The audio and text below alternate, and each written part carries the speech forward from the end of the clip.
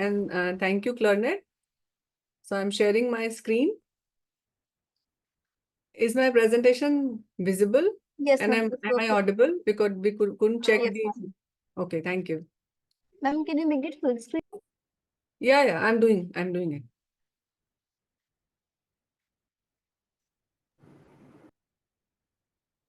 So good afternoon, everyone. Today's session is on sample size calculation on cohort study. In the last two sessions, we completed the basics of sample size and sample size calculation in the cohort study and case control study.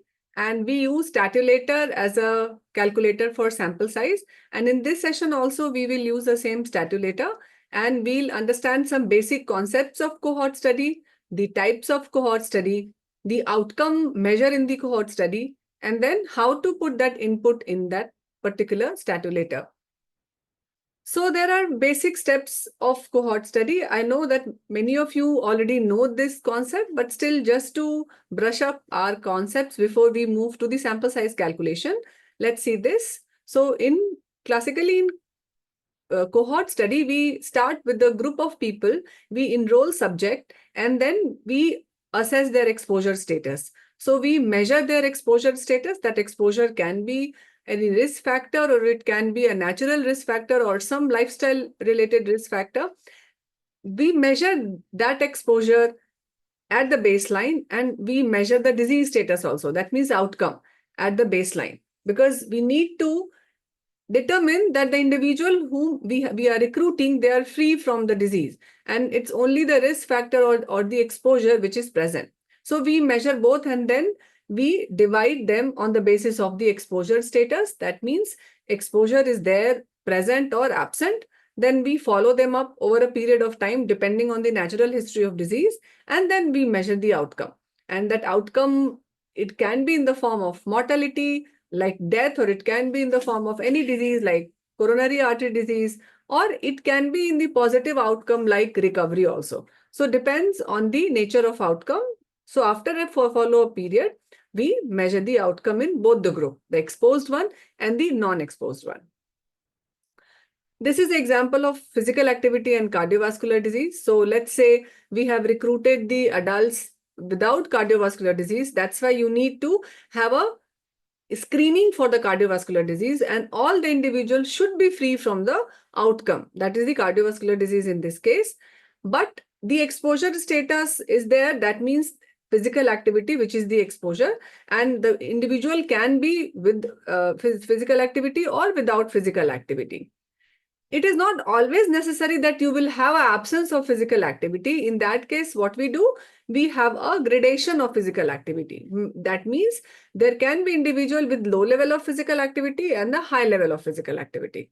And then we measure the outcome over a period of time. Let's say in this case, it is 5 years. And we see the occurrence of the cardiovascular event, incidence of the cardiovascular event. And we all know, since there was no outcome in the beginning, so we can calculate the incidence rate from a cohort study. So in this, there are three options. So which of the following option is correct? So in this case, the first option is only outcome is needed in follow-up period. That recorded. That means in follow-up period, we measure only the, if we take the example of the previous, that is the CHD rate or the CHD occurrence of the coronary heart disease or the coronary artery disease, then whether it is only the occurrence of coronary artery disease which we will measure, or we will measure the exposure and outcome both during the follow-up period. Or the outcome, it should be recorded only in the follow-up period, and exposure may or may not be recorded. So what do you think? What should be there? What do you think? Like, should we, like, if you see the diagram, the way we proceed, exposure status is determined in the beginning.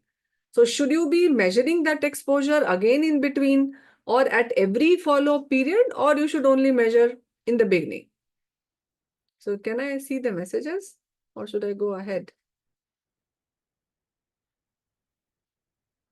I think, okay, since I'm not seeing any message, so I'm just assuming that probably there is some problem in the interface of the participants and we as a panelist.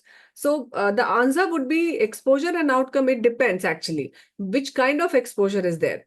So let's say if the exposure is a natural exposure and a constant exposure, then you need to measure only at the time of assessment. That means the initial classification of the group with and without the exposure.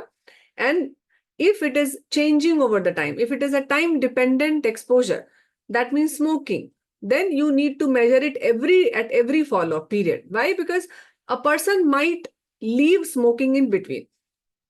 To further elaborate on this, let's say first let's talk about the fixed exposure. So what do I mean by fixed exposure? That means exposure is not likely to get changed over a period of follow-up time.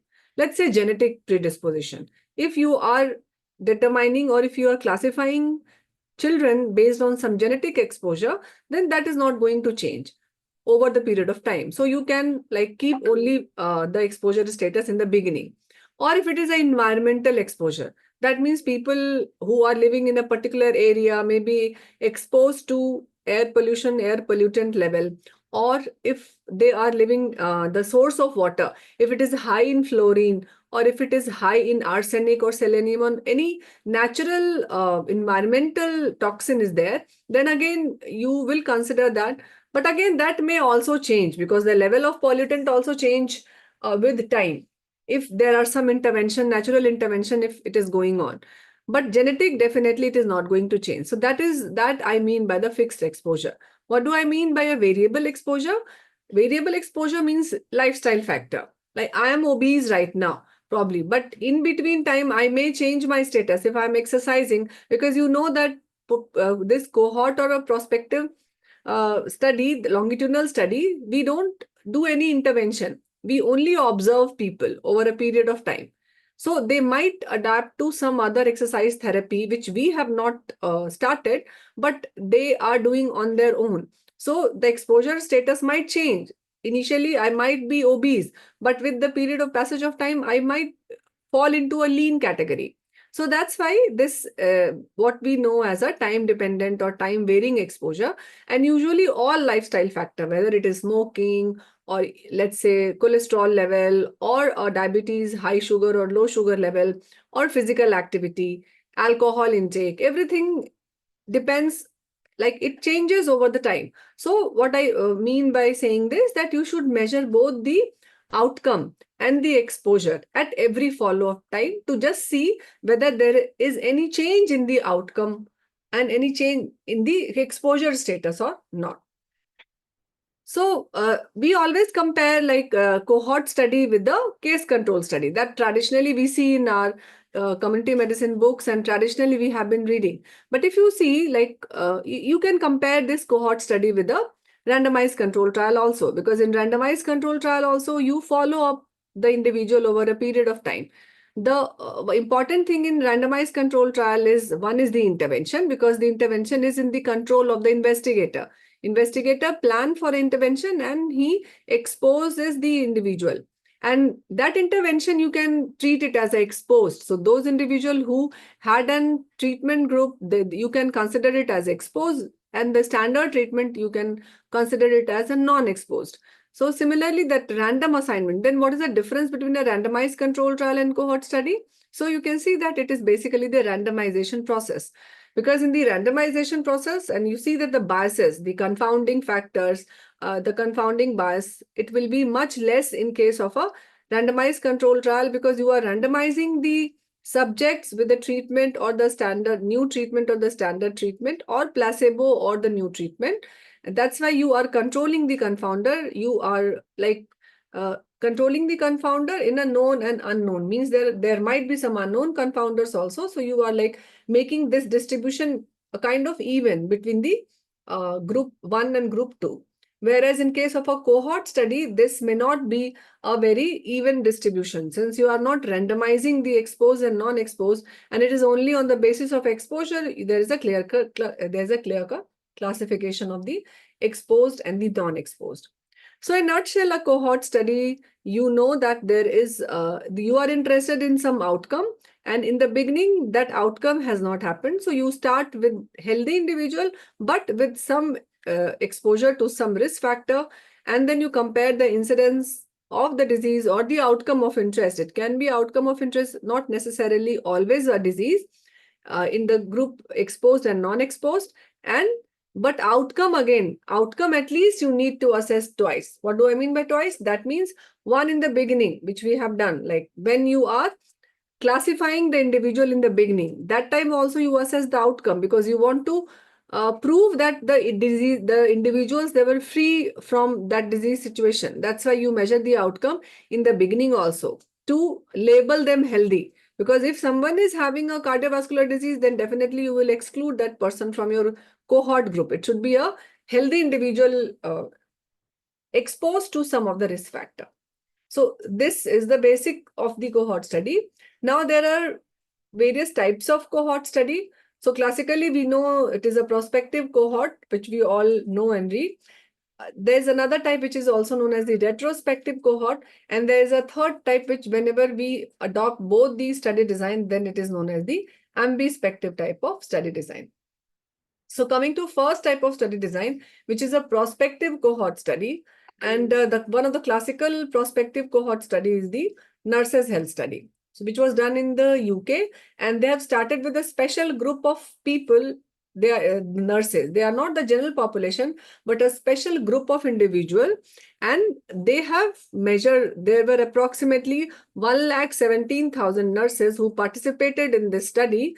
And they initially they measured the outcome also, and you can see here they have started the measuring of outcome from this. So they have measured outcome, and they have labeled that there was no cancer or cardiovascular disease in those nurses. And then they have measured the BMI, and on the basis of BMI, they have classified them to have a risk factor, which was the obesity, and free from risk factor, which was the non-obese, or they have labeled it as lean. And then they have compared the incidence of the disease during the follow-up, after that particular follow-up period time. So at the baseline, the collection of baseline data and categorization was done on the basis of exposure status. Then after a follow-up period, we determine the outcome. And again, like we have studied, the outcome we measured twice. Once in the beginning, just to prove that the individuals were free from the disease, and at the end of the follow-up period. At least, in between also you do, but at least for 2 times you have the outcome of the disease.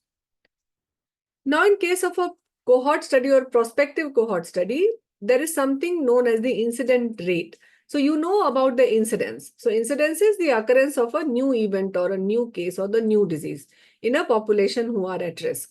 What is the incident rate? So basically the incidence rate is, you calculate the person time. So in this example, what can you see? In the x-axis, you can see that there are various years. Like the study started in 1981, so it is the year 1981, 82, 83, 84, and so on. And on the y-axis towards this side, there are 12 individuals, like let's say from A to L. And these individuals, we have recruited them, and you can see the recruitment is also at varying period of time. Everyone is not getting recruited on 81. You can see the C individual was recruited in 82. Similarly, the E and F, they were recruited in 83. So they were recruited in this group, and then they were being followed for let's say till 95. And in between, you can see this X is when they have got the disease. So there were 3 individuals who got the disease. So this B got the disease in 92. So the person time you can see here of B is 11 years. So it started with 81 and he developed in 92. So the person time is, you can say it is 11 years. Similarly, A has started in 81. He did not develop the disease. There was loss to follow up probably, but here the person time is 8.3. So what is a person time? You follow one person over a period of time. So multiplication of this number of person with the follow-up time is known as the person time. So these on this y-axis, you can see here, this one, this whole is the person time, and it determines the denominator. So total time at risk was the 10. If you add this, then it becomes like 107.7% year. So if you have to calculate the incidence rate in numerator, you take the total number of incidents. So there were 3 individuals who got the disease, and in denominator, you take the person year. So person year was 107.7. It was 0.028 person year. So if you have to convert it into a whole number, so it will be 20. Incidence rate will be the 28 per 1,000 person year. So that's the concept of incidence rate. And in the same study, you can see that they have, right now we were determining the exposure. So exposure, you can also have the levels of exposure. It may not be always like cigarette smoker versus no cigarette smoker. Rather, you can have like how many cigarettes, like pack years or the pack numbers, that you can also classify based on that. Similarly, which we know as the here also you can see the BMI. So BMI, that in that study, it was divided into like lean, which we know that less than 21. Here you can see this was less than 21, and then they have classified it like 21 to 23, then 23 to 25. So they had these levels of exposure. So exposure also you can classify.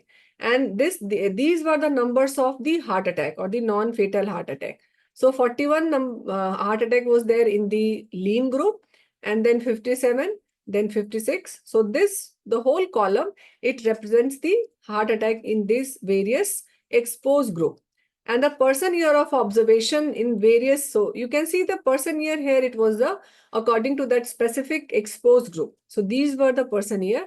So if you calculate the incidence rate, which is the MI rate per 1 lakh person year, so if you divide this by this and multiply it by 1 lakh, then it is the 23.1, the incidence rate. Similarly, 29.3 is in the 21 to 23 BMI group, 36 in the 23 to 25, and so on.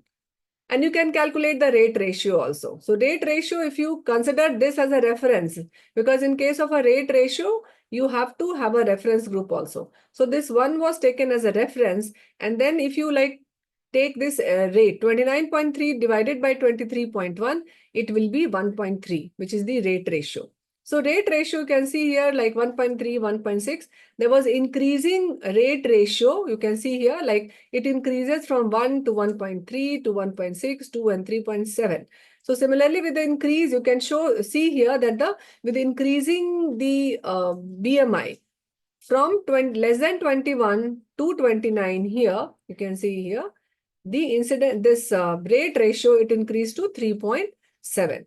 So this is how you can see, like you can classify the exposure status not only on present and absent, rather than in these various levels also. So this was regarding the prospective cohort. So in prospective cohort, you calculate the incidence, and you know about you can calculate the incidence rate also. There is something known as the retrospective cohort. Retrospective cohort is also a very commonly done study design or the epidemiological method used in the research, and it is a very good design for to use in the you can say in the occupational exposure. Like in this case, you can see there was again there was a classical retrospective cohort study which was done in the tire maker industry. So they initially what they did. So in case of a prospective, when you recruit the individuals, they are free from the outcome or the disease. In case of a retrospective, when you start the study, as you can see here, this is the line when the study has been started. So you can see that individual, all the outcome and the exposure that has already happened. In this case, you can see that incidence has already happened and you are starting the disease now. Study now. It's not the disease. I'm sorry, you are starting the study now. So if you compare, but again, then how it is different from a retrospect, like a cohort study, because cohort study also we always call it as a retrospective. So retrospective case control. But in case control, what we do, we start from cases and then we see the exposure. Here, the direction is reverse. Here we are starting with the exposure. So again, here we are starting with the people who had the factor of interest, and the factor of interest was the people who were employed in the tire making industry, and the another group or the comparison group was the clerical staff, because they were not exposed to the toxins which were got released during the process of tire making. So the clerical staff was the comparison group. So they have classified. Obviously, it will be on the basis of record. So they have classified, and that record is always available. So they have classified those individuals, and then they have seen the incidence of death in those two groups, and then they have determined the rate ratio. So in that case, you can see that it requires very less time, and cost is also very less as compared to the prospective cohort study. That's why it is easy to do, and it's like more, you will see that more commonly done in case of a cohort study. Now coming to the disadvantage. So you know that in prospective you can calculate everything, since you have planned this study and you know about the exposure status. But there are some disadvantages of this retrospective cohort. What are the disadvantages? So first disadvantage is like exposure status. Since you are calculating this on the basis of record, and the exposure status initially when it got designed, and this is the problem with any of the study design which we do with the record. So records, like traditionally records are not designed to use that for a purpose of research. So exposure status is not really clear in case of a retrospective cohort. Here also, you don't know, like people who were there as a clerical staff, are they only doing the clerical work, or they were sometimes also going for the process of tire making or not. So exposure status is really, you cannot be very sure that what you have classified it as a negative exposure is really negative or not. The second is, even if it is very clear, you know that there are many other factors also. And since you cannot study those factors, like it can be there, like people who are working in the tire making industry, they might be more physically fit. Why? Because they are doing in manual work, they may be involved in machine and other physical activity, so they might be healthier than the people of the clerical staff who were constantly sitting because they were doing the admin job. So in being busy in the admin job, maybe their level of physical activity you cannot expect. And there might be some other factors like diet, the eating pattern of the people who are working in the tire industry and who are like sitting on the desk job or the clerical staff. So there can be other factors also which might affect the mortality. So you are not sure, like the incidence rate which you are assigning as a as a matter of exposure to that particular toxin is really that incidence, or there may be some other risk factor also which you might not measure right now. But again, and there can be like various other lifestyle factors like smoking, alcohol. If the people who are working in tire industry, they might be more stressed, so they might be involved in smoking and alcohol more as compared to the people who are as a clerical staff. So you don't know about the distribution of these lifestyle factor, because those data you might not find in the record. And you cannot, like right now, you cannot know also, there's no way. So these are some of the disadvantage or limitation of a retrospective cohort study, which those limitations you will not find in a prospective cohort study. That's why you say that this is a little bit, you take these retrospective cohort with a pinch of salt, but again, you say that since it is cheap and it doesn't need more of resources and it is a record based. So definitely for evidence generation, it is one of the epidemiological method to generate hypothesis. So again, this retrospective cohort study, this I've seen that we do this in case of a tire making industry. And now coming to the other example, the same. So we are trying to explain these three types of study design with a single example. So like the example which we have taken here is the physical activity and the cardiovascular disease.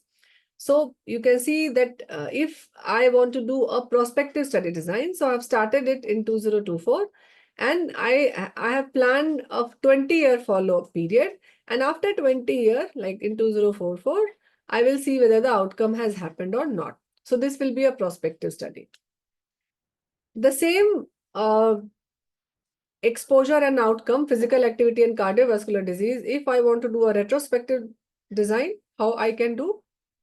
I can take data of year 2000 and I can classify as the individual of being exposed and non-exposed, and I can see the outcome in the 2020. And analysis I performed in 2024 using the past data. So this is retrospective cohort. Since the calendar time, you have just escaped that calendar time and you have got the outcome and exposure both. But in this case, please remember, again, the direction of recruitment is from the exposure to the outcome. It's not the other way around. So you should, that's why clearly remember the case control and cohort. The essential, the heart is the how you recruit the individual. Are you recruiting the individual who are already diseased, or you are recruiting the disease individual who are healthy? So that determines the whether it will be a cohort or it will be a case control study design.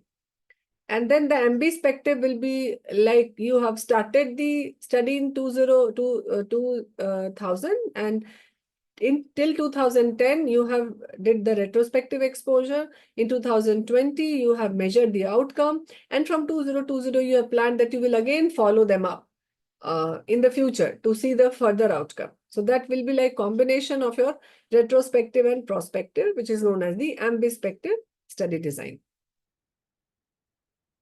So coming to the summary of study design, so it is a prospective, you start today, you follow the participants in the future, and the outcome is yet to happen. In case of a retrospective, you take the data which is already there in record and you measure the exposure and outcome, but both the exposure and outcome has already happened. And the third one is the ambidextrous. You use the past data to evaluate the exposure and outcome and continue the collecting future data. So it is a combination of both the prospective and the retrospective. So this was regarding the exposure status and this was regarding the outcome. Now coming to the need of a comparison group. So in case of a cohort, we always say that there should be a comparison group, obviously, because then how will you compare? But again, there can be a cohort study without a comparison group also. And in that case, you might not calculate the relative risk, but you can calculate the absolute risk. So let's say, but generally, if you want to have a comparison in your group, you can have three types of comparator. The first is the internal comparison group. The second can be a comparison cohort, altogether a new cohort. And third can be a comparison from the general population. We will see all these group one by one. So coming to the internal comparison group. So in internal comparison group, what you do? You select a group of people, and when you assign this, measure the exposure status, from that status you classify having no exposure, or you can classify as having low exposure and the high exposure. Like in the example which we have cited in the beginning of the presentation, that the nurses heart study, there they have classified on the basis of BMI the exposed as a heaviest or maybe with the high BMI, and non-exposed with the leanest. So in the same group they have classified, and this is known as the internal comparison group, least exposed or unexposed. So again, in this case, a person can be unexposed or it can be a least exposed also, depending on the level of exposure present in that particular population. And then you measure the incidence of heart disease. So this is known as the internal comparison, since you are not recruiting individual only for comparison. There can be external comparison group also. So generally it is done in an occupational disorder. Like if there is an industry and you want to assess the effect of any toxin on the outcome, in that case, you will have to take another external comparator, because everyone in that particular group will be exposed.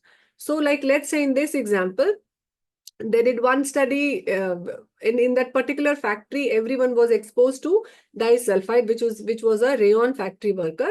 and then they have measured the outcome, which was the incidence of heart disease. So they had to take another paper mill worker as an external comparator, and they have measured the disulfide, and they know that there was no disulfide exposure.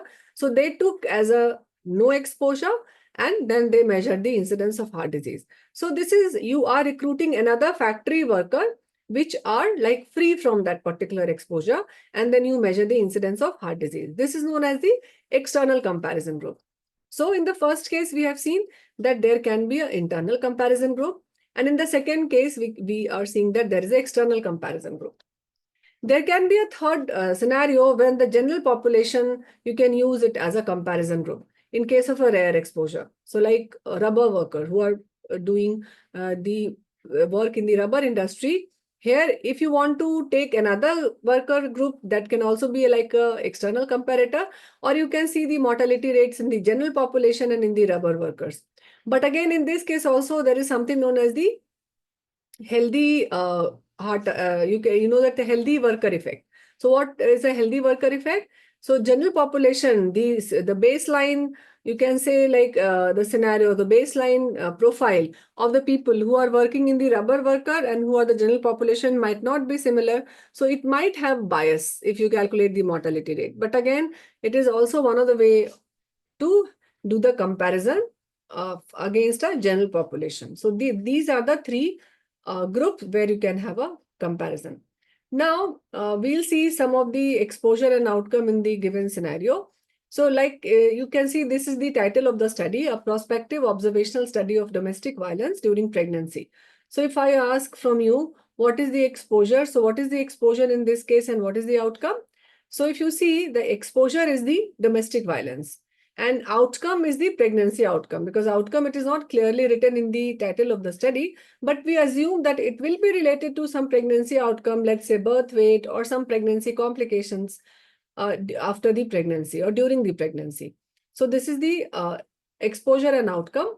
And it is important for you to understand the exposure and outcome, because in the calculation of sample size, you need to know the proportion of outcome in the group which was exposed and in the second group which was not exposed. That's why you should understand what was the exposure and what was the outcome in case of a cohort study. So we can plan one study, this domestic violence, and maybe if I say that I am taking the birth weight as an outcome. So domestic violence is the exposure. So I may, what I can do, I can only take the group of ladies or the group of women who are the sufferers of the domestic violence. I might follow them up and I can see what was the incidence of low birth weight in that group and what was the normal weight. So in this case, this was a particular group where I have no comparison group. So I can also do a study, which classically you don't say a cohort, we generally say it was a prospective study or a longitudinal study, when you have one group but you don't have a comparison group, because here everyone is exposed. Again, you can have like less or more domestic violence, but again, that is very difficult to quantify, that less and more, because it is very subjective. Generally, those you do when you have an objective criteria, like let's say BMI or number of cigarettes smoked. But something of this like qualitative in nature, where you see that you cannot quantify it, then generally you don't have a comparison group, and you don't want to have a comparison group, or you can have a comparison group as a general population also. But without comparison group also, you can do a study. And in this case, you can determine the absolute rate. So absolute rate will be like A by A plus B in this case. That means the low incident, like low birth weight divided by total how many children were born out of total like low birth weight. So this you can do one study. The second study can be a classical cohort study, when you have got a comparison group, which is here, which is the second group, like the absent, and here you can have this C and D also. But what will be the study design if you collect data like this? So if you only collect the data of low birth weight in an individual, in a lady who has been exposed to domestic violence, so what type of study or the study design this will be? So yes, this will be a case series study. So many times what happens that people get confused with case series and the cohort. But in case series, you will not have a comparison group. And in the case series, how it is different from a prospective longitudinal study where you don't have in prospective longitudinal also you will not have a comparator. But in that case, you will have this B. B means like you will have the proportion of the domestic violence who had the normal birth weight also. But in this case, you will not have the B. You will only have the domestic violence women where there was a low birth weight in the babies. Or if you know, like in the low birth weight, if you know A and the C also. Now, what is C? C, if you know some cases where there was without the domestic violence, but you only have that low birth weight. So if you only had the outcome and the other part, which is the no outcome, if that is not there, then that cannot be a cohort study, and this will be a case series. So this is the difference between a case series and the cohort study. So now in this case, again, you can see this was a study where the title is the migraine is a risk factor for hypertensive disorder in pregnancy, which is a prospective cohort study. So what is the exposure here? So exposure is migraine. And what is the outcome here? So outcome is the pregnancy-induced hypertension or hypertensive disorder in pregnancy. So we can plan this study like, again, migraine, it was the exposure. So migraine present and absent. And the outcome is the hypertension in pregnancy. So you can do a study where you only recruit the women having migraine, and you can follow them up to see the incidence of the hypertension in pregnancy. It can be present or absent, or you can have another group also where the migraine was absent, and you can have this C and D also. So again, this is the same repetition. If you are only selecting individual having migraine and reporting only the hypertension, are out of like migraine, how many of them were having hypertension in the follow-up period, this will be a classical case series study. Similarly, this C also, it will be a classical case series study. So this is one, you can see one example, which is title is like and risk of obesity in the preschool age children, which is a prospective cohort study. So can we do this study as a part of, as a retrospective cohort study? So in this case, what is the exposure? So exposure is the delivery by cesarean section. And what is the outcome? Outcome is the risk of obesity in the preschool children. So you can do this as a retrospective study also, retrospective cohort. How you can do?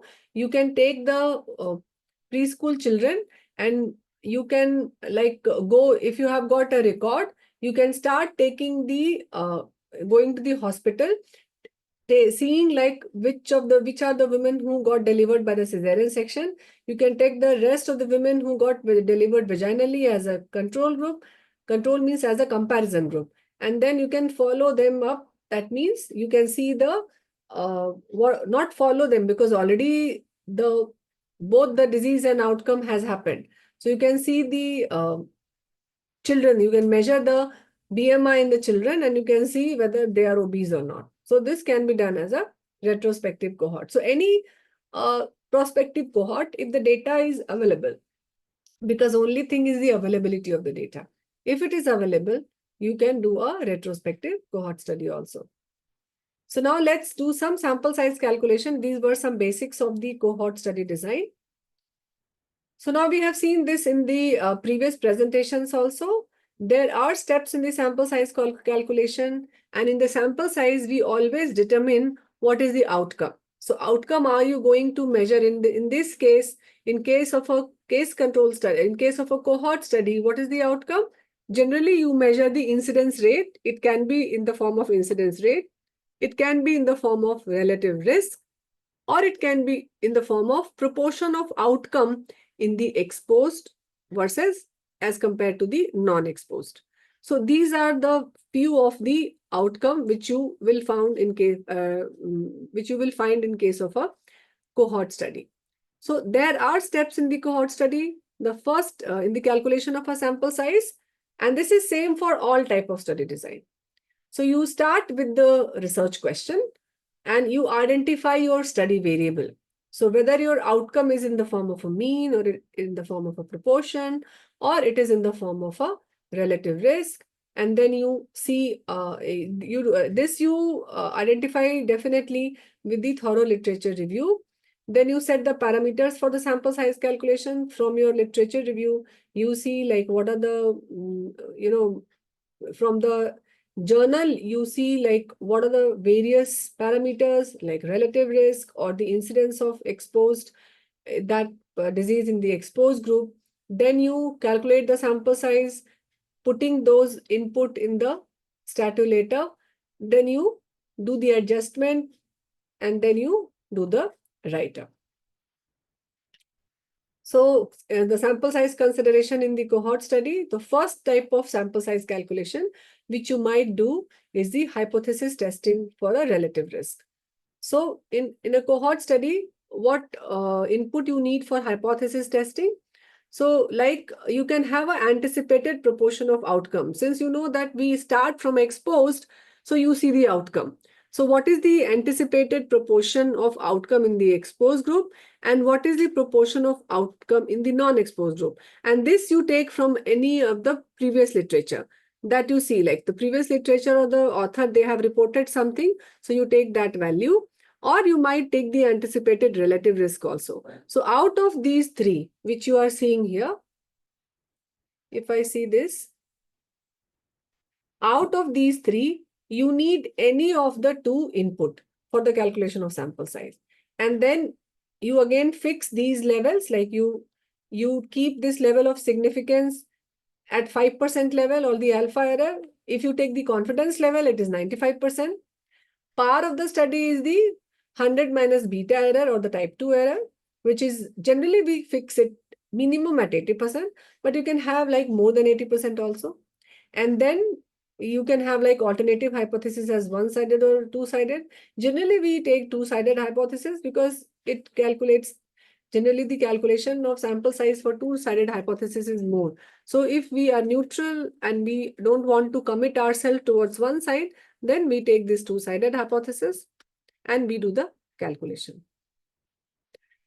So this is the formula for the calculation of sample size. This we have discussed earlier also, that initially this n is like in the each arm, and this n is z1 minus alpha, which represents the desired level of statistical significance at 5% alpha error, which is 1.96. And then you have got this z1 minus beta, which represents the desired power, which value is 0.84 at 80% power. And then this P, what you can see P bar, it is the average of P1 and P2. So what is P1? P1 is the proportion of outcome in the exposed group. P2 is the proportion of outcome in the unexposed group. And this is the formula, but again, you don't need to do the calculation using this formula. This is the background formula which runs when we run the calculator, or for that matter, any other sample size calculator. And this is the average proportion. This I have told you, P1 is the proportion of outcome in exposed and P2 is the proportion of outcome in the non-exposed. So let's see this example. So if you plan to evaluate a recurrence rate of a particular cancer, so there it is you can see there are two group of people, one on therapy A and other on therapy B. And in this case, remember, we have not randomized these people for therapy. They are already into two type of therapy and you are just observing them. So you plan to evaluate the recurrence rate for a particular cancer in first 5 years with therapy A or therapy B. So recurrence rate which you observe in first group, that is the treatment A group, treatment B group is 35%. And you anticipate that the treatment A, it will halve the risk of recurrence. That means the relative risk in the group A is 0.5 in first 5 years of treatment. And you want to prove your hypothesis with 90% power and 5% of significance level. So how to calculate the sample size in this case? So if you need to check the input level, so you should always do like this thing. Whenever you have to calculate the sample size, what you should do, you first write down the value of input at one place. Then it will be easy for you to calculate the way we have written here. And this is the way you can give it in any protocol or in any, whenever you make any protocol, you can have this in the tabular format also. Try to write it in tabular format, because someone else can also redo the calculation and find out whether you have done the right calculation or not. Otherwise, many times it is very difficult to read from the text what value of relative risk or what value of, exposed or unexposed proportion of outcome you have taken. So this is one exercise all of you should do whenever you go for calculation of sample size. So you can see here that this proportion of outcome,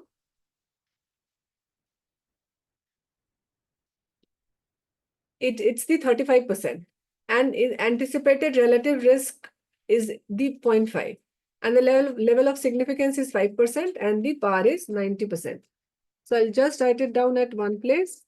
It is 5%, 90%, 35% in group B, and 0.5 is the, you can see in the treatment group A.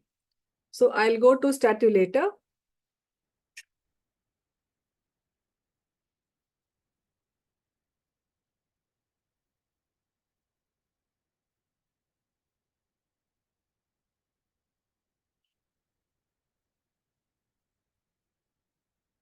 And then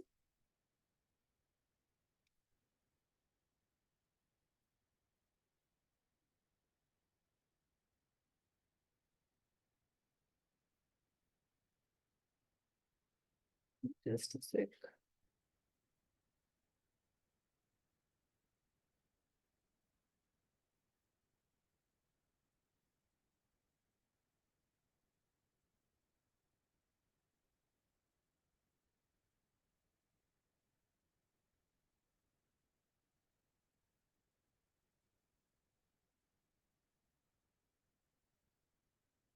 So you can see this. This is the interface of statulator. And this is the sample size. Statulator has got many other options. Like you can see, it has got option of descriptive analysis. It has got option of statistical test also. But we are right now restricting ourselves for this calculation of sample size. So you can see there is a column of proportion. This you can see, this first whole box, this is for the proportion. And this second one is for the mean. And here we will be using the comparison of two independent proportion. This one, which got blue, because right now we have got two proportion, or we have got one proportion and one relative risk. So input value, you can see this is the input values, and you can drag and fix the input value in both the case. So in the reference group, the proportion was 35%. So 35% means 0.35. So what I'll do, I will make it as 0.35, and the other is the 0.23. So here I want a measure of association. So if I click as a measure of association, and I see that there are three input which you can use.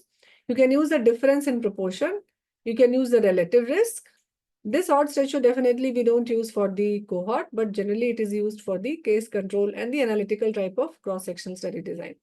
So here I will use the relative risk, and relative risk for this particular, this thing was 0.5. So if I put it 0.5, and if I press calculate, it will give you a 107 of sample size. But again, I need to calculate it at 80%, 90% power. So I'll go to option.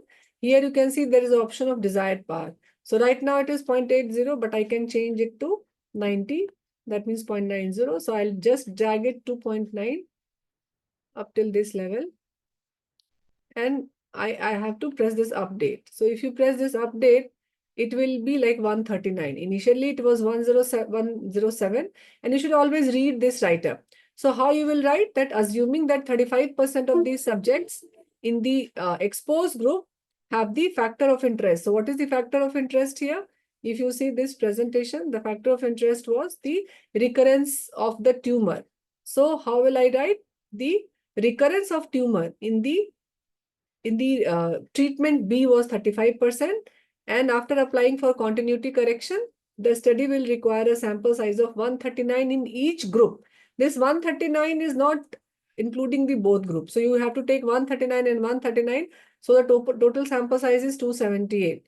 And here I am assuming equal group sizes. That means you are taking the equal number of exposed and unexposed group. And a power, since I have, you have seen that author has assumed it at 90% power. So I have increased the power from 80% to 90% for a detecting of relative risk of 0.5 between the test and the reference group at a two-sided p-value of 0.05. So this is how we calculate the sample size for a study which assumes a relative risk as one of the input. Now you have to practice it. So those of you who are there with your laptop or even with phone, you can do it on phone also. So this is one example for you people. So here you can see you plan to assess the example which we have set for you people, that you want to assess the risk of fetal loss in the attributable to the second trimester amniocentesis, because you know that amniocentesis, which is as a like a exposure, it might lead to fetal loss. So you have taken the comparison group as a normal pregnancy, and you know that the risk of fetal loss in normal pregnancy is around 1%. And you hypothesize that this risk will be 1% high in amniocentesis group. And you want to prove your hypothesis with 90% power and 5% of significance. So what input I have written here? So proportion of fetal loss in the normal pregnancy is 1%. So this is my reference group. And in the amniocentesis, which is the exposed group, the anticipated risk difference, because it was writing that 1% more. So the risk difference is 1%, the level of significance is 5%, and the power of study is 90%. So how will I calculate this?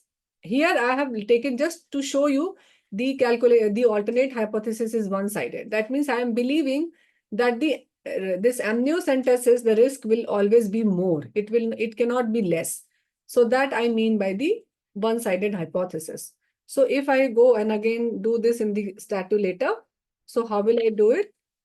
So I'll go and I'll again use the same, you can see the two proportion here from this side. I will select this compare to proportion, and what I'll do, I'll set this proportion. So in the reference group, which was the normal pregnancy, the risk of the fetal loss was 1%. So I will make it 1% will be in percent, in point it will be 0.01. So I have to make it to 0.01. And in the second group, I have to use the difference. So you can see here outcome proportion, and in the measure of difference, you can see you can have the relative risk or the difference in proportion. So here the second input will be the difference of proportion, because it is the 1% more in the amniocentesis. So I'll click this, and here also I will write like 0.01. Why? Because 1% will be 0.01. And then I will calculate. So you can see, since it is so less, that's why the calculation of sample size was 2512 in each group. That means 5,000 total of sample size, but it is at the 80%. And for a two-sided, you can see two-sided, but I have to change this. So desired power, I have to do like 90%.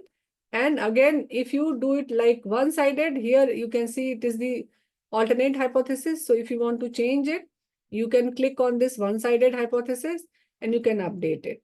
So you can see the sample size.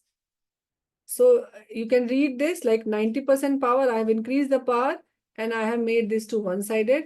So the new sample size is 2723 in each group. So total of 5446. So this is how you can adjust also. Here, if you see these options, you can adjust these alternate hypothesis or level of significance or power or the group sizes, depending on your requirement. So this is how you calculate the sample size if you have got a difference. So till now, what we have seen if you have got the outcome in one group and the relative risk in another group, that can be one of the input for your calculation of sample size.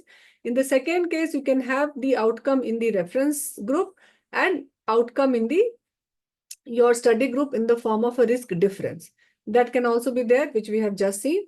And then the other type will be the calculation of, this was for the outcome, proportion of outcome. But if you have got the incidence rate, Remember the incidence rate which we have discussed in the beginning, the population, the person time, which we take in the denominator. So if you have got this incidence rate as a outcome measure, how will you calculate the sample size? So in that case, the only input needed is the confidence level and the relative precision. Because confidence level you always set at 95% and relative precision you take as a but here you take you don't take the absolute precision. And in this case, the formula which is applied here is this is n is the sample size, and this z1 minus alpha represents the desired level of statistical significance, which is at 5% alpha, it is 1.96, and this is the relative precision. So in the square, in the denominator, it is the relative precision. Now, where is my charger? Let me put the charger, otherwise it is getting low. Yes. So example, and in this case, it takes this input as on the 50%, like 50% in the outcome in the exposed group. So for example, an investigator wishes to estimate the rate of dropout from rehabilitation program in post-stroke survival cases. And the investigator wants to estimate this rate within 10% of its true value. So what is 10% of its true value? 10% is your relative precision, and with 95% of confidence level. So what sample size is needed? So in that case, the input level, it is the 95% and the relative precision is 10%. But in this case, I said that you will use the formula calculation of sample size on 50% proportion. So you will use a single proportion, and this is applicable for a group when you have got no comparison. So in this case, you can see here only the one group is there, like post-stroke survival cases are there. You don't have any other group, and you want to estimate the rate of dropout. So in this case, you can see either you can use this table. So this is given in we have taken this from the S.W. Lavanga, which is the WHO book. They have released this booklet for the calculation of sample size. And in this case, you can see like at the 95% level and 10% of absolute precision. If you take this, like here from 10% level, you can see it is like this here. And if you calculate that 95%, so it will be like 385. So 385 will be this is the sample. If you take this is the sample. But again, you can calculate this using statulator also, because in statulator, you have to use 10% as a relative precision. So if I go to the statulator, and here I will use the formula of estimation of single proportion. So I'm estimating that this is calculated based on 50% proportion, because on 50%, you expect the maximum sample size. So at the 95% confidence level, and expected proportion will be 50%. And here the margin of error I have to take is the relative precision. Relative precision, and the value is 10%. So it will be like 0.1. And if you calculate, this will come as 385. So this is the same using the single proportion, and you take the margin of error or the precision as a relative precision, not as an absolute precision. Then the calculation of sample size you can do. And this, what type of study you can have? So if you want to calculate the rate, a particular rate. So what is the outcome here and what is the exposure? So exposure is the stroke and outcome is the this dropout. He wants to see like what is the rate of dropout from the rehabilitation program. So what must have been the study design? He must have recruited all these stroke people, survivor of stroke, a rehabilitation, which was the intervention program. And then maybe intervention was not planned by the investigator, maybe some other this intervention is going on and he has just measured the post-stroke survival cases. So in that case, if he wants to estimate this rate, like what is the post-stroke survival, and he wants to estimate this rate within the relative precision of 10%, then how to calculate the sample size. So you can use the single proportion formula for such cases, or you can use this table also for the calculation of sample size. Again, one example for you people. So another example is an investigator wishes to estimate the risk of miscarriage with caffeine consumption during pregnancy. So what is the exposure and what is the outcome here? So risk of miscarriage is the outcome and the exposure is the caffeine consumption during pregnancy. So investigator, what he wants to measure? He wants to measure this risk of miscarriage, and with a relative precision of 8% at 95% confidence level. So how to measure that? Again, you can go to the statulator, and what you can do, again, we will use a single proportion. So instead of, and you know that in this case, in such cases, you take this proportion as 50% because this formula is set, or this table is set for all, expected proportion as to be set as 50%. And then you make this expected proportion as 0.08. And then you calculate. So calculation of sample size with this case will be 601. If you go by this table also, then you can see here, if I calculate it as 95% and here at 8% level, so you can see this at 8%, like this is your 601. If you drop one line from above and one line from below, so this is the 601 sample size. If you calculate it at 95% level and at 8% value of the relative precision. So remember, you take the relative precision here in this case. So this was regarding another type of sample size calculation. So till now, what type of sample size calculation we have seen? We have seen the sample size calculation where one input is the proportion of outcome in the unexposed, and the other was the relative risk in the exposed one. The second one was the proportion of outcome in the reference group and the risk difference in the test group.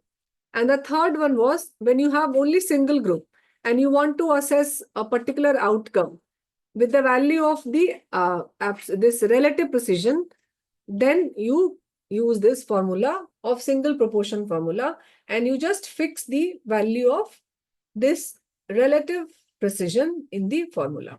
Or you can calculate this from seeing the table which is given by the Lavanga also. Now coming to fourth type of input, which is the hypothesis testing for two incidence rate.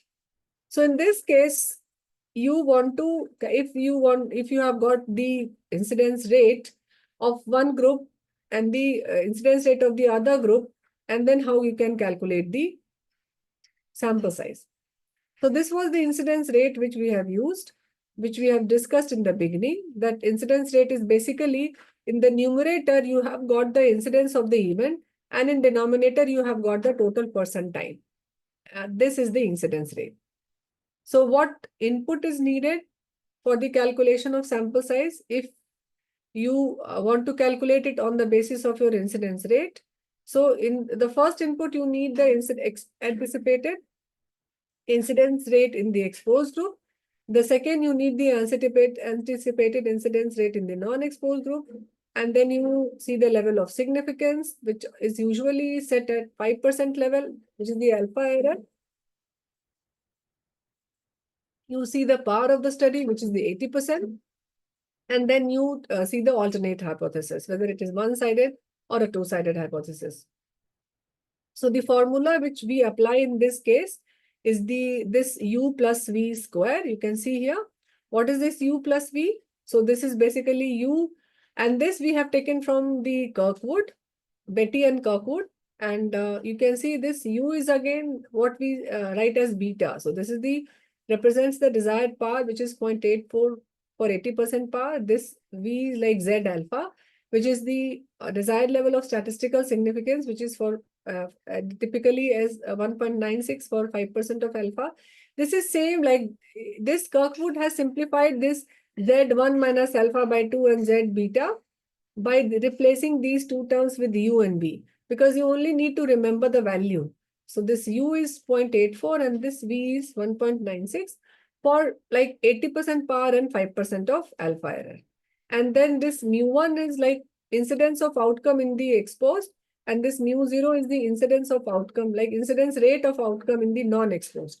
So in the numerator, you multiply it with adding these two, and in the denominator, you subtract and you square this.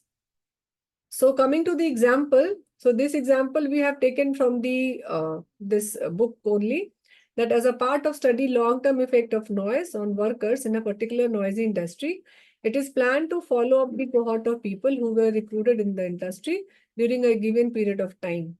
And the exposed one were compared to the non-exposed. So the exposed were with the high noise level and the non-exposed were with the much quieter industry. So the annual incidence rate of the hearing impairment in case of a quieter industry, it is 10%. And in case of a annual incidence rate in the noisy industry, it was 25%. So you see that 25% is there in the noisy and 10% in the in the comparator group, or you can say in the lesser noisy group. So you have to calculate the sample size. So this is again the incidence rate. So incidence rate of hearing impairment in the quieter industry is 10%. Incidence rate of hearing impairment in noisy industry is 25%. Level of significance is 5%, power of is 80%, and alternate hypothesis is both sided. So how to calculate the sample size? So for this,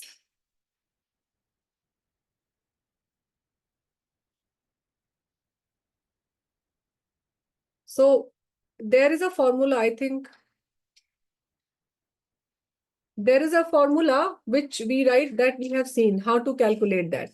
So you have to calculate using this formula, which is U plus V square and mu1 plus mu0.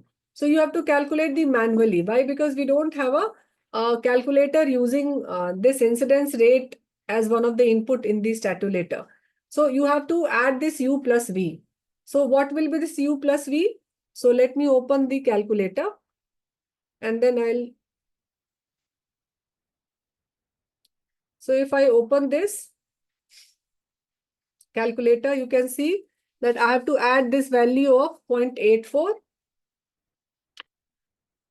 plus 1.96. 0.84 plus 1.96.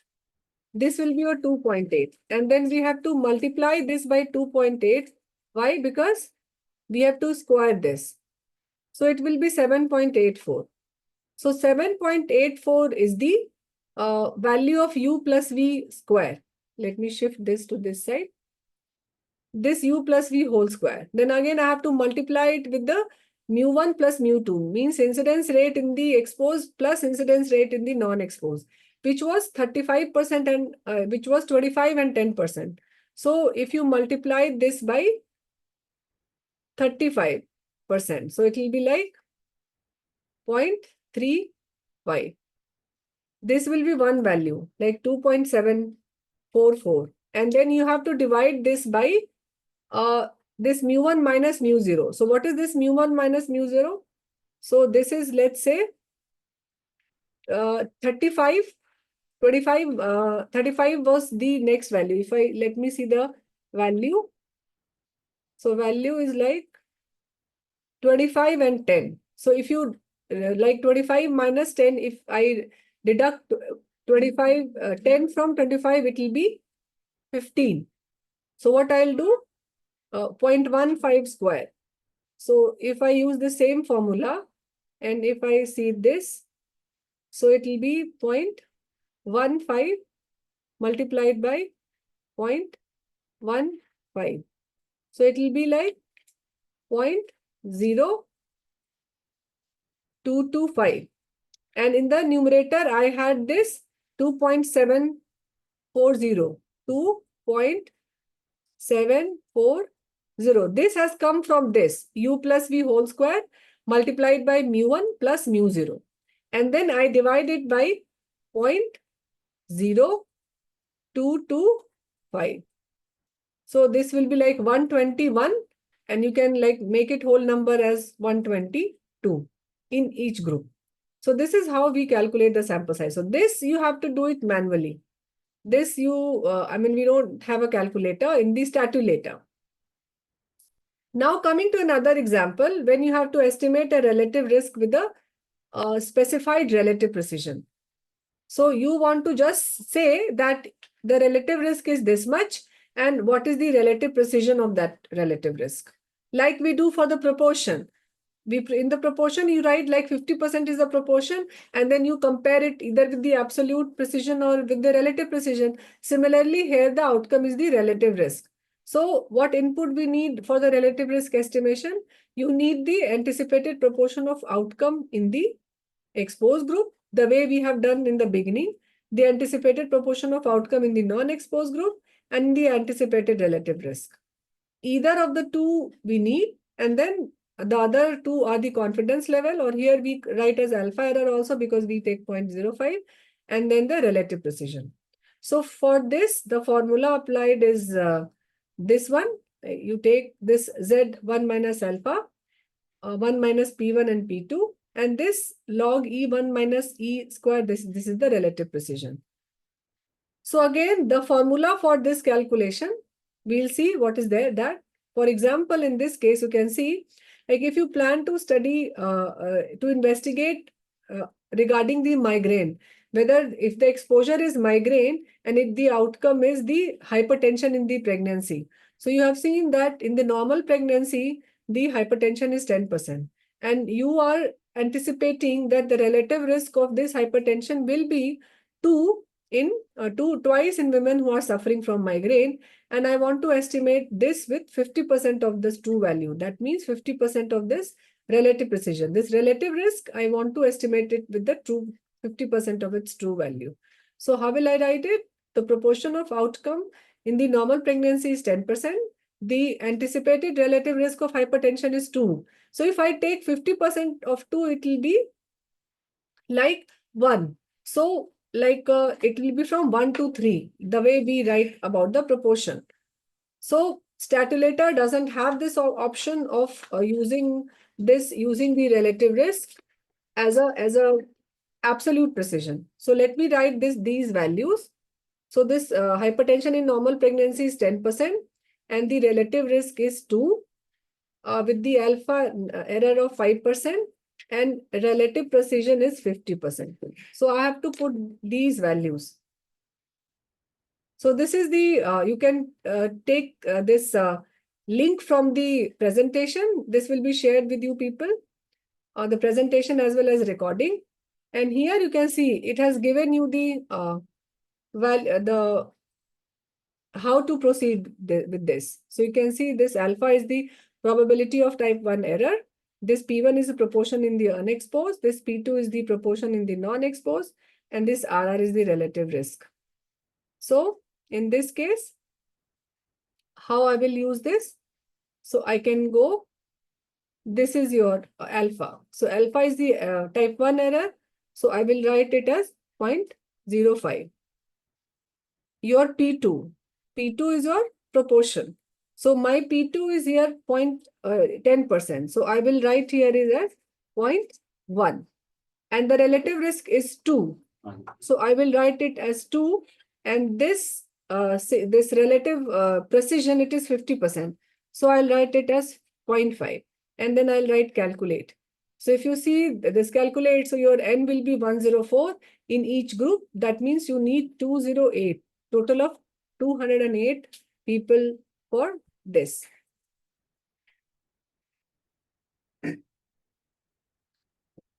So again, you can do another exercise with the same example. Here, if I want to compare the clinical outcome of older patients with COVID-19 who received vitamin D and who did not receive vitamin D. So my exposure is the whether they have received vitamin D or did not receive vitamin D, and my outcome is your oxygen requirement. So I have seen that people who did not receive vitamin D, they have anticipated that 60% of the older patients, they require oxygen therapy. And I have anticipated that the relative risk of oxygen requirement in older patient in whom we have prescribed this vitamin D is 0.5. So my RR value is 0.5, and the other value, which is the who did not have, like non-exposed one, which is the P1. So there it is it is 60%. And the relative precision, which I might see here, it is the 20%. So if I have to put it in that formula, which I have just in the same.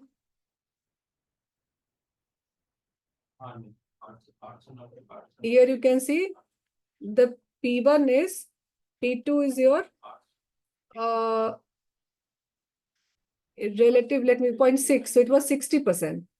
So I may write it as 0.6. Relative risk was 0.5 and the precision was 0.2. So if you calculate this, it will be 232. So total of 464 individuals will be required. So this is for the, if I see this,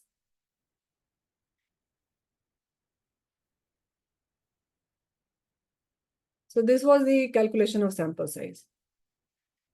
So a few more examples in the continuity, like this was one of the study which has seen the decreased antibody response to influenza vaccination in kidney transplant. So the exposure was the influenza vaccination and the outcome was the antibody response. So it was again a prospective cohort study. So what they have done, so they have seen the health, they have taken the healthy participants and they have taken the kidney transplant recipient. So the control was a healthy control, and they have considered a 20% difference in the sero response between the two groups. And using this 80% power and the 80% and the 80% sero response in the healthy group and 60% in the kidney transplant. So they have calculated the sample size, and their sample size, they have kept ratio as a 2:1. That means 2 as a control and 1 as cases. Similarly, this is again one prospective cohort design, like maternal anemia and birth weight. So maternal anemia is an exposure and birth weight is an outcome. So you can again calculate this sample size. Here you can see this was the same. So yes, you can this was the overall sample size calculation for the cohort study. So in summarization, if like I have to summarize, we have seen like 4-5 types of input. So in the first case, we have seen that you can use the statulator. I'll again once again demonstrate on the statulator. So if this was the, let me open it.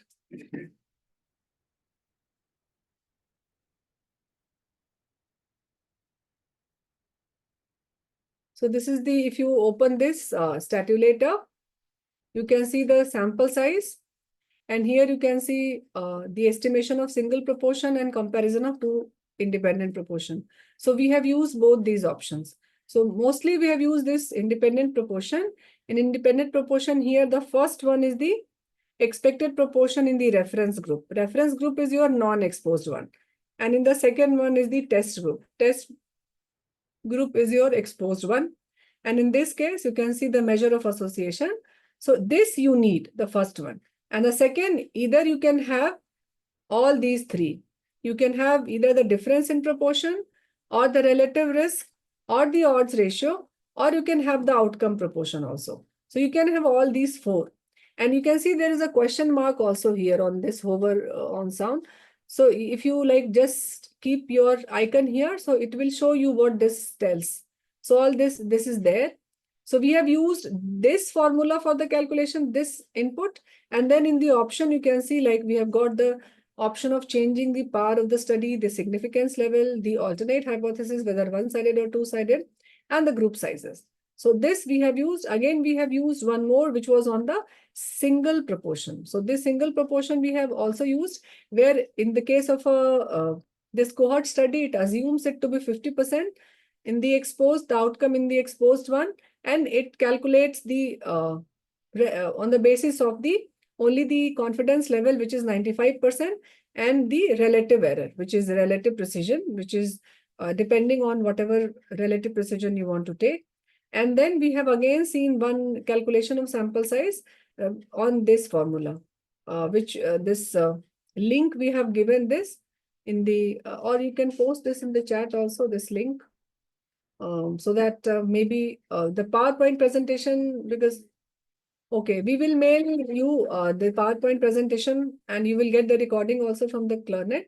And here we have seen like input based on the relative risk precision. So this also input we have seen, like if you want to have a relative risk with a precision, and a precision in this case will always be in the form of absolute, in the relative precision. So you can see this is the relative precision. You can have this like alpha as a 5% level.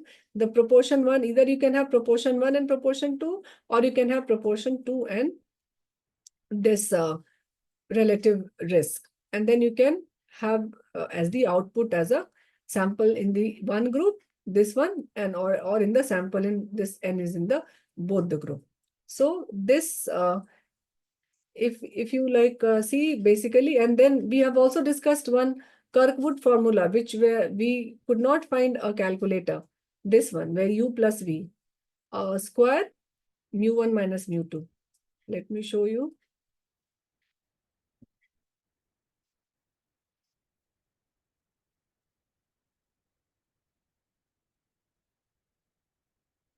I think that u plus v whole square. That we have also seen. This one, like u plus v square, mu1 plus mu0, and in the denominator mu1 minus mu0. So these three, if you see, we have used these three types of formula or interface for the calculation of sample size in case of a cohort study. So our next webinar is on 12th November, and which will be on the randomized control trial, calculation of sample size. And there we have like divided that RCT into two parts. So in the 12th November, we'll see the calculation in the superiority trial. And then in the next time, in the December, we'll see in the non-inferiority and the equivalence trial. So that's from our side. Thank you to Clarnet, and thank you to all of you. Although I don't know why we couldn't see the chat system, probably the Clarnet, if you don't arrange this chat system, like I don't see like what they are answering. So it's one way. So with that chat enabled, when we can see the chat, then it is more interactive. So there is a request from Clarnet team. So probably from the next time, if you could enable the like chat section of the participant, they can at least put their question, or if I'm saying something, they can do the calculation and write the answer, then it will be okay. So I can see right now it is okay. So, thank you, ma'am. Thank you, ma'am, for this very nice webinar. Not only you actually explained the sample size calculation, but our concept about the exposure and outcome and study detail will also refreshed. And now we can see the sample size calculation in the context of our objective exposure and why it is necessary to choose and define the exposure early and so the outcome. So with this, we are very thankful to you. This was our third webinar, and with the engagement, we from the Merit India would like to invite you for the next webinar, which ma'am has announced in the November second Tuesday, 12th of November. So with this, I would like to thank our partner, Clarinet as well. So over to you. Hello. So with this, we would like to, Ms. Rupsa, you can end the session, please.